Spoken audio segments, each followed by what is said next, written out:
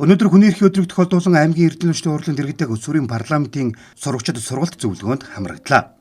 Энэ жил хамтын эрх хариуцлага ураанд ор тэмдэглэж байна. Энэ хүрээнд хүний эрхийн үндэсний комиссоос тус өдрийг тохиолдуулан хууль олон улсын хүний эрхийн гэрээг онцгоор баталгаажсан хүний эрх хэрэгчлөөг хангах, хамгаалах, дэмжих чиглэлээр авч хэрэгжүүлсэн арга хэмжээг танилцуулжээ. Орон нутагт хүний эрхтэй холбоотой арга хэмжээ зохион байгуулсан нь энэ юм. Дархуул аймгийн эрдэнэ хүчний хурлаа иргэний танхимаас Өсвөрийн парламентын сурагчид зориулан хүний эрхийн чиглэлээр сургалт зөвлөгөөнийг зохион байгууллаа. Хүүхдийн эрхийн ерөнхий ойлголтоо эрх зөрчигдсөн тохиолдолд ямар арга хэмжээ авч хаана мэдээлдэх, үеийнхэнтэйг эрхэн таниулах, үлгэрлэх тухай ойлголтыг авч байна. Аймгийн Өсвөрийн парламентын хөтөлбөр 2021 онд иргэдийн хүчний хурлын дэргэд байгуулагдсан хэрэгжиж эхэлсэн. Хөтөлбөрийн зорилго нь өсвөр насны буюу сурагчдын дунд тулгамдж байгаа асуудлыг өөрөөс нь ил гаргуулж шийдвэр гаргах түвшинд хүргүүлэх, үеийнгийн эерэг нөлөөллийг бий болгох, тулгамдж байгаа асуудлуудаар нь хүүхдүүдээр нь нөлөөллийн ажлыг нь хэлэх юм а. Хүний эрх гэж юу юм?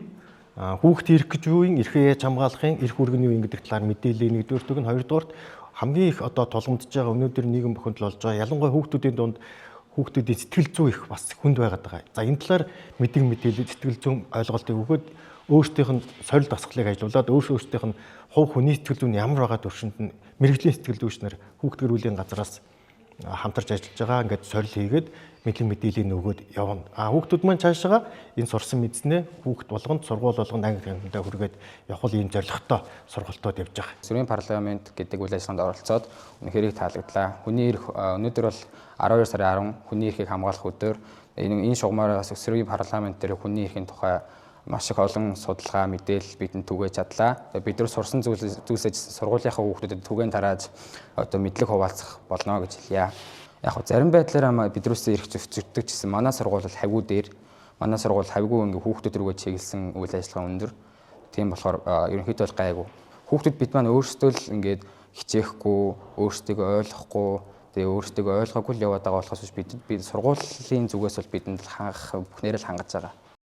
Нийгэмд үүсэж байгаа захим гэмтэрийг замын хөдөлгөөний аюулгүй байдал үеийнхний дээрлэлт Монгол соёлоо мэдэх нь хамгийн ихээр тулгамдж байгаа асуудал гэдгийг зохион байгуулагчид онцолж байна. Өөрийн амьдарч байгаа орон нутгийнхаа түүх соёлоос эхлээд тарин мэдэх нь үеийнхэнтэй эергээр нөлөөлөх хамгийн энгийн ихний алхам болдог байна. Дээрх тулгамдсан асуудалд хэрхэн хандах, зайлсхийх, өртөхгүй байхад чиглэлдсэн сургалт мэдээллийг цагдаагийн газар, хүүхэд гэрүүл залуучуудын газар, соёлын газар хүргэж ажиллалаа. Өсвөрийн парламентын сурагчид мэдсэн сурсан зүйлээ өөр өөрсдийн сургуулийнхаа сурагчдад таниулах, мэдээлэл өгөх чиглэлээр ажиллана. Ингэснээр ирээдүйд төлөвлөсөн чадварлаг, хууль эрх зүйн мэдлэг мэдээлэлтэй иргэн болох суурийг бэлтгэж байгаа гэдгийг аймгийн иргэдийн хүчний хурлын зохион байгуулалт, иргэн танхим хариуцсан мэргэжилтнүүд онцолж байлаа.